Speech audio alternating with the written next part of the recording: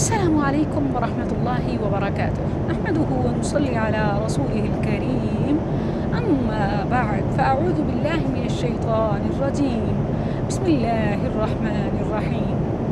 ناظرین کرام، جیسا کہ میں آپ سے وعدہ کر چکی تھی کہ میں دعوت اللہ کے ساتھ ساتھ سیر و سیاحت بھی آپ کی کرواؤں گی، یعنی جو سلسلہ دعوت کا اللہ سبحانہ و تعالیٰ کے فرامین اور نبی کریم صلی اللہ علیہ وسلم کی احادیث کا ریمائنڈر جو میں ڈیلی اپنے لیے اور آپ کے لیے لگاتی ہوں، اپنے اس ٹرپ میں بھی میں اسے اسکپ نہیں کروں گی، اور دعوت اللہ کے ساتھ ساتھ ہماری سیر و سیاحت بھی ہو جائے گی.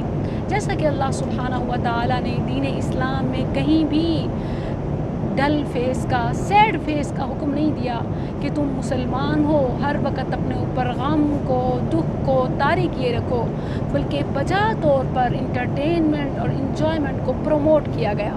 جیسے میں نے آپ کو پہلے بھی بتایا، فسیرو فی الارض، اور خصوصاً کیا ہوتا ہے کہ گھومنے پھرنے سے انسان کے دماغ میں اور یا دیکھنے میں بھی کچھ ایسی چیزیں سامنے آتی ہیں کہ انسان کبھی اس اینگل سے پہلے سوچتا ہی نہیں ہے.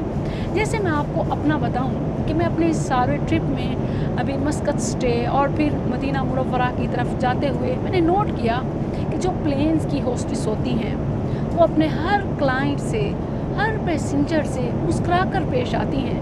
انہیں اس سے کوئی فرق نہیں پڑتا کہ سامنے والا مسلم ہے یا نان مسلم یا کس مذہب کا ہے، اور یہ بھی معلوم نہیں کہ وہ خود کس مذہب کی ہیں. ہاں، اگر ان کا کوئی مذہب ہے تو وہ ہے اسمائل کا، مسکراہٹ کا، کیونکہ ان کی کمپنی ان کی پروموشن کرتی ہے اسمائل سے. مجھے یاد آیا کہ یہ اپنی کمپنی کے ساتھ، یہ اپنے پیشن کے ساتھ کتنی ایماندار ہیں. ہمیں بھی تو ہمارے دین نے مسکرانے کا حکم دیا، اعلیٰ اخلاق پر اجر رکھا، لیکن ہم تو اسے اگنور کر رہے ہیں. اور یہ تو عارضی فائدے ہیں، ٹیمپریری پروموشنز ہیں جس کے لیے ہم ایماندار بھی ہو جاتے ہیں، اور جو ابدی فائدے ہیں ہم ان کو بھول جاتے ہیں.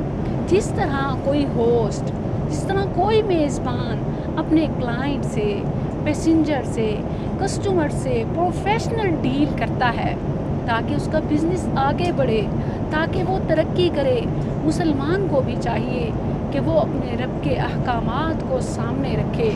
کیونکہ اس کا رب اس پر اس کی پروموشن کرے گا اور بضرور کرے گا.